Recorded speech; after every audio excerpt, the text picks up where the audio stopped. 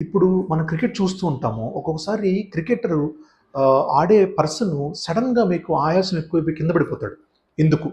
దానికి కారణాలేంటి? ఇప్పుడు తెలుసుకుందాం. సో, ఈ ప్రాబ్లమ్ అనేది 3 కారణాల వల్ల రావచ్చండి. ఒకటి, ఎవరికైతే అలెర్జిక్ ఎయిర్‌వే డిసీజ్ ఉంటుందో వాళ్ళకి రావచ్చు.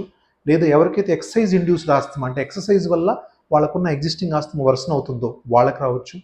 థర్డ్‌ది, ఎవరికైతే ఆల్రెడీ విండ్ పైప్ గాలిగొట్టం నేరోగా ఉంది ఇంతకు ముందు నుంచే. ఇప్పుడు క్రికెటర్ చేసిన ఎక్సర్సైజ్ వల్ల అయ్యుండొచ్చు, ప్లే వల్ల అయ్యుండొచ్చు, అది అగ్రవేట్ అవుతుంది. అంటే నారోయింగ్ ఇంకా పెరుగుతుంది.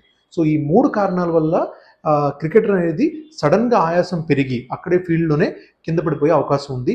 దీన్ని acute exacerbation or acute lung attack, వాడుక భాషలో అలా కూడా మనం పిలవచ్చు. ఊపిరితిత్తుల సమస్య ఉన్నవాళ్ళు గానీ, ఎలర్జీ, ఆస్తమా ఉన్నవాళ్ళు గానీ, ఆయాసం ఉన్నవాళ్ళు గానీ క్రికెట్ ఆడొచ్చా? ఆడకూడదా? ఈ విషయం గురించి తెలుసుకుందాం మనం.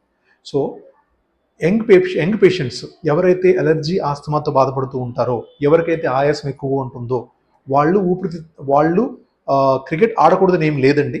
ఎందుకంటే అడెక్వేట్ ట్రీట్మెంట్ కనుక తీసుకోగలిగితే అలర్జీకి కానీ, ఆస్తమాకి కానీ, మిగతా కండిషన్స్ అన్నిటికీ అడెక్వేట్‌గా తీసుకుంటే మీరు కంపల్సరీగా హ్యాపీగా క్రికెట్ కానీ, వేరే గేమ్ కానీ 100% ఆడుకోవచ్చు.